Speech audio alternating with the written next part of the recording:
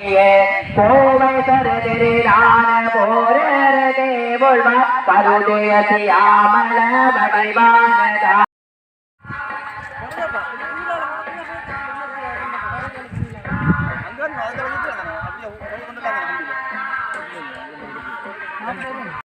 கொடுத்தகரமும் மருள்நதுட்சணைகள் மாய கலியாத கல்வியும் குறையாத வயதுமோர் கபடு பாடாத நட்பும் கன்றாத வளமையும் குன்றாத இளமையும் அந்தி சந்தி அனுதினமும் பொற்பாதமடைக்கலம் என்று துதிக்கும் மடியார் தங்கள் சிந்தனொன்று வருந்தாமல் விசோராமல் தீவினை நோய்கள் மாற்றேந்த வையகமெல்லாம் குளிரம உனது மனமிரங்கும் அம்மா சந்ததமாய் உனது மனமிரங்கும் அம்மா சந்ததமாய் உனது மனமிரங்கும் அம்மா தாரணியில் மக்களுக்கு தருமம் வளம் சுரக்க மன்னன் கோள்முறை அரசு செய்க குறைவினாது உயிர்கள் வாழ்க நான் மறையரங்கள் மேன்மைகோள் செய்வ நீதி உணர்ந்துக உலகமெல்லாம்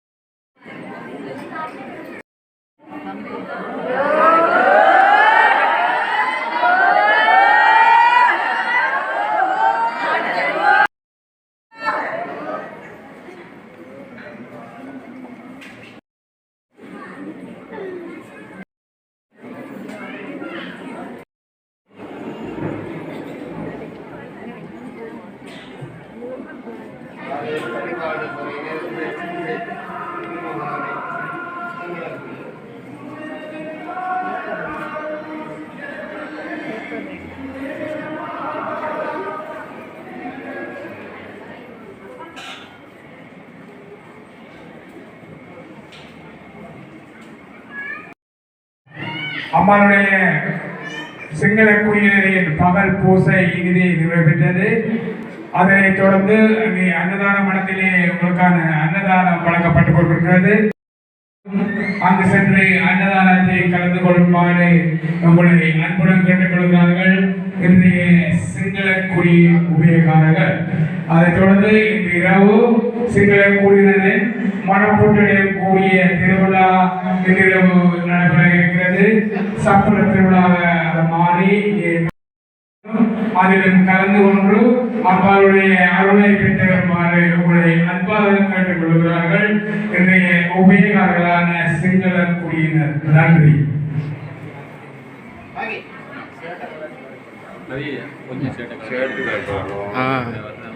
அதுக்குள்ள போட்டு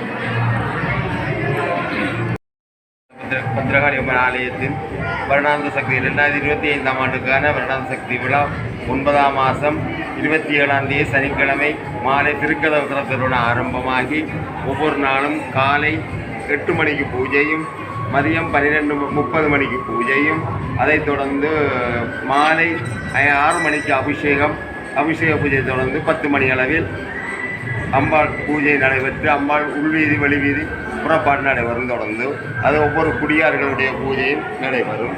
பூஜைகள் நடைபெறுகின்ற நேரத்தில் விசேட பூஜைகளாக ஞாயிற்றுக்கிழமை வீரகம்பப்பட்டு நிகழ்வும், வெள்ளிக்கிழமை பால்குட பவனியும், ஞாயிற்றுக்கிழமை வீரகம்பப்பட்டு நிகழ்வும், செவ்வாய்க்கிழமை மகாசக்தி யாகம், புதன்கிழமை சக்தி யாகம், நோற்புக்கட்டு நிகழ்வு, கடற்குளிப்பு நிகழ்வு நடைபெற்று புதன்கிழமை காலை தீமிதிப்புடன் 8ஆம் தேதி நிறைவுற இருக்கின்றது.